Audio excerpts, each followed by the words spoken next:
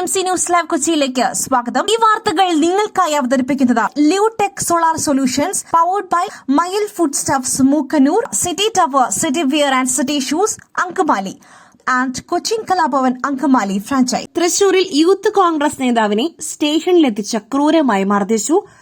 പൂഴ്ത്തിവെച്ച ദൃശ്യങ്ങൾ പുറത്ത്. തൃശൂർ കുന്നംകുളത്ത് യൂത്ത് കോൺഗ്രസ് നേതാവിനെ പോലീസ് സ്റ്റേഷനിലെത്തിച്ച് മർദ്ദനത്തിന് വിധേയനാക്കുന്ന ദൃശ്യങ്ങൾ മാധ്യമങ്ങൾക്ക് ലഭിച്ചു. ചൊവ്വനൂർ മണ്ഡലം പ്രസിഡന്റ് സുജിത് VS പോലീസ് മർദ്ദിച്ചതിന്റെ ദൃശ്യങ്ങളാണ് പുറത്തുവന്നത്. 2023 ഏപ്രിൽ 5 സംഭവം നടന്നത്. SI നുഹ്മാൻ, CPOമാരായ ശശീന്ദ്രൻ, സന്ദീപ്, സജീവൻ എന്നിവരാണ് സുജിത്തിനെ ക്രൂരമായി മർദ്ദിച്ചത്. വഴിയരികിൽ നിന്നും സുഹൃത്തുക്കളെ അകാരണമായി പോലീസ് അസഭ്യം പറഞ്ഞത് ചോദ്യം ചെയ്തതിനാണ് സുജിത്തിനെ സ്റ്റേഷനിലെത്തിച്ച് മർദ്ദിച്ചത്. സുജിത്തിനെതിരെ അന്ന് വ്യാജ FIRും പോലീസ് ഇട്ടിരുന്നു. എന്നാൽ കോടതിയിൽ സുജിത്ത് നിരപരാധിയെന്ന് തെളിയുകയായിരുന്നു. ക്രൂരമർദ്ദനത്തിൽ സ്റ്റേഷനിലെ 4 പോലീസുകാർക്കെതിരെ കേസെടുക്കുവാൻ കോടതി ഉത്തരവിടുകയും ചെയ്തിരുന്നു. പോലീസ് പൂഴ്ത്തിവെച്ച CCTV ദൃശ്യങ്ങൾ നിയമപോരാട്ടത്തിനൊടുവിലാണ് പുറത്തുവിട്ടത്. മദ്യപിച്ചിട്ടുണ്ടെന്ന് പറഞ്ഞ് മർദ്ദിച്ച് സുജിത്തിനെ ബലമായി വാഹനത്തിൽ പോലീസ് കയറ്റിക്കൊണ്ടുപോവുകയായിരുന്നു. സ്റ്റേഷനിലെത്തിച്ച ശേഷം ജീപ്പിൽ നിന്നും ഇറക്കുന്നത് മുതലുള്ള ദൃശ്യങ്ങളാണ് ഇപ്പോൾ പുറത്തുവന്നിരിക്കുന്നത്. കോടതിയിൽ സമർപ്പിച്ച ദൃശ്യങ്ങളാണിത്. സ്റ്റേഷനിൽ സുജിത്തിനെ എത്തിച്ച ഉടനെ തന്നെ SI മുഖത്തടിക്കുന്നത് ദൃശ്യങ്ങളിൽ കാണാൻ കഴിയും. ഈ അടിയിലാണ് സുജിത്തിന്റെ കേൾവിശക്തി അടക്കം നഷ്ടപ്പെടുന്ന സാഹചര്യം ഉണ്ടായത്. പിന്നീട് ആളൊഴിഞ്ഞ CCTV ഇല്ലാത്ത മുറിയിൽ സുജിത്തിനെ എത്തിച്ച് അതിക്രൂരമായി മർദ്ദിക്കുന്നുണ്ട്. സംസ്ഥാനത്ത് മഴ തുടരും. 3 ജില്ലകളിൽ ഓറഞ്ച് അലർട്ട്, 3 ജില്ലകളിൽ യെല്ലോ അലർട്ട്. സംസ്ഥാനത്ത് ഇന്നും നാളെയും മഴ തുടരുമെന്ന് കാലാവസ്ഥാ വകുപ്പ് കേന്ദ്രത്തിന്റെ മുന്നറിയിപ്പ്.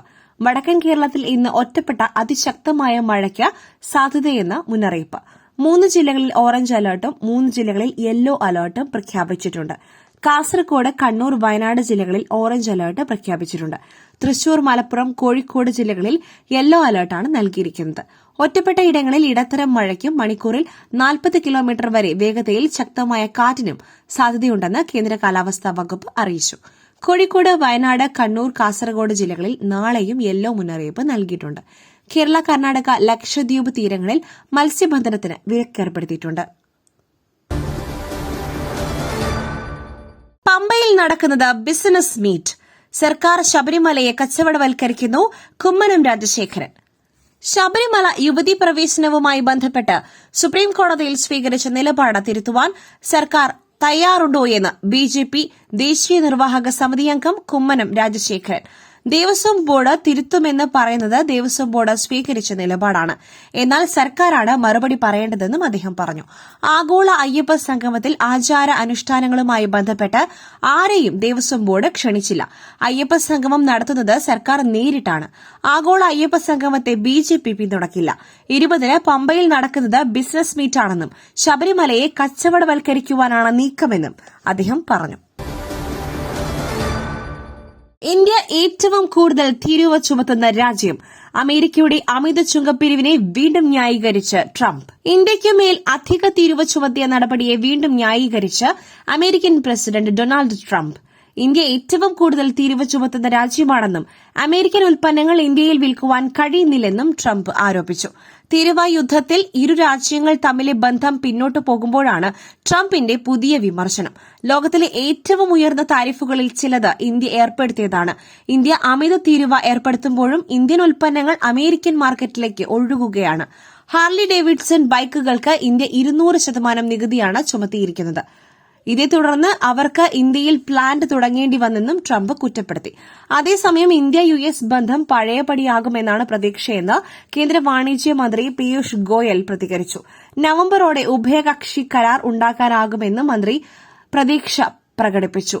കഴിഞ്ഞ ഫെബ്രുവരിയിലാണ് ഇരു രാജ്യങ്ങൾ തമ്മിൽ വ്യാപാര കരാറിൽ അവസാനമായ ചർച്ച നടന്നത്. അടുത്ത ഘട്ട ചർച്ച ഓഗസ്റ്റ് 25-ന് നടത്തുവാൻ തീരുമാനിച്ചിരുന്നുവെങ്കിലും തീരുവ പ്രഖ്യാപനത്തോടെ നടന്നില്ല. റഷ്യയിൽ നിന്നും എണ്ണ വാങ്ങുന്നതിന് ഇന്ത്യയ്ക്കുമേൽ ഏർപ്പെടുത്തിയ 25% അധിക തീരുവ പിൻവലിക്കുന്നതടക്കം ചർച്ച തുടരുന്നതിൽ നിർണായകമെന്ന് ഇന്ത്യ വ്യക്തമാക്കി. റഷ്യയിൽ നിന്നും S-400 ഉൾപ്പെടെ കൂടുതൽ വ്യോമപ്രതിരോധ സംവിധാനങ്ങൾ വാങ്ങുവാൻ ഇന്ത്യ. റഷ്യയിൽ നിന്നും കൂടുതൽ വ്യോമപ്രതിരോധ സംവിധാനങ്ങൾ വാങ്ങുവാൻ ഇന്ത്യ ചർച്ചകൾ ആരംഭിച്ചതായി റഷ്യൻ വാർത്താ ഏജൻസിയുടെ റിപ്പോർട്ട്. അമേരിക്കയുടെ തീരുവ പ്രഹരത്തിനിടെയാണ് ഇന്ത്യയുടെ നിർണായക നീക്കം. ഇതിനിടെ ഇന്ത്യയ്ക്ക് കുറഞ്ഞ വിലയിൽ എണ്ണ നൽകുവാൻ റഷ്യ തീരുമാനിച്ചതായി ബിസിനസ് മാധ്യമമായ ബ്ലൂംബർഗ് റിപ്പോർട്ട് ചെയ്യുന്നു. കൂടുതൽ യുദ്ധോപകരണങ്ങൾ വാങ്ങുന്നതിൽ ഇന്ത്യയുമായി ചർച്ചകൾ പുരോഗമിക്കുന്നതായി റഷ്യ. S-400 മിസൈലുകൾ ഉൾപ്പെടെയുള്ള അത്യാധുനിക ആയുധങ്ങളുടെ ഇടപാടുകളിൽ ധാരണയാകും എന്നാണ് സൂചന. ഇരു രാജ്യങ്ങളുമായുള്ള വ്യാപാര ബന്ധം ശക്തമാക്കുന്നതിന്റെ ഭാഗമായാണ് ഇന്ത്യ കൂടുതൽ യുദ്ധോപകരണങ്ങൾ വാങ്ങുന്നത്. ഇന്ത്യ പാക് അതിർത്തിയിൽ വിന്യസിച്ച S-400 മിസൈലുകൾ റഷ്യയിൽ നിന്നും വാങ്ങിയതാണ്. കൂടുതൽ യൂണിറ്റുകൾ വാങ്ങുന്നതിലാണ് ഇപ്പോൾ ചർച്ചകൾ നടക്കുന്നത്.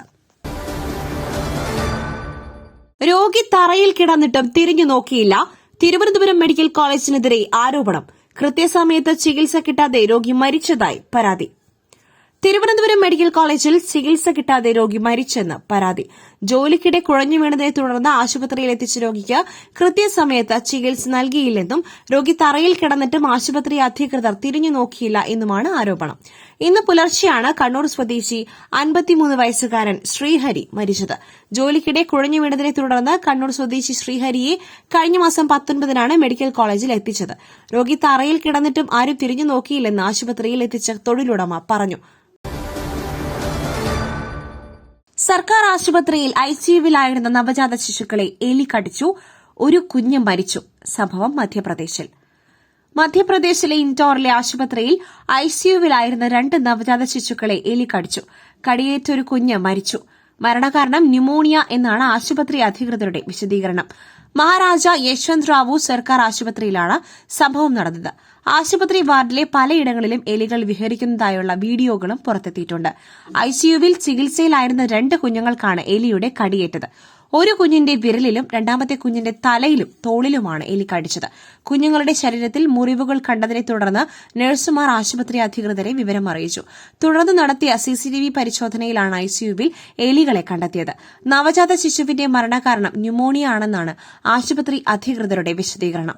സംഭവത്തെ തുടർന്ന് ആശുപത്രിയിലെ സൂപ്രണ്ടിനെയും നഴ്സുമാരെയും സസ്പെൻഡ് ചെയ്തു.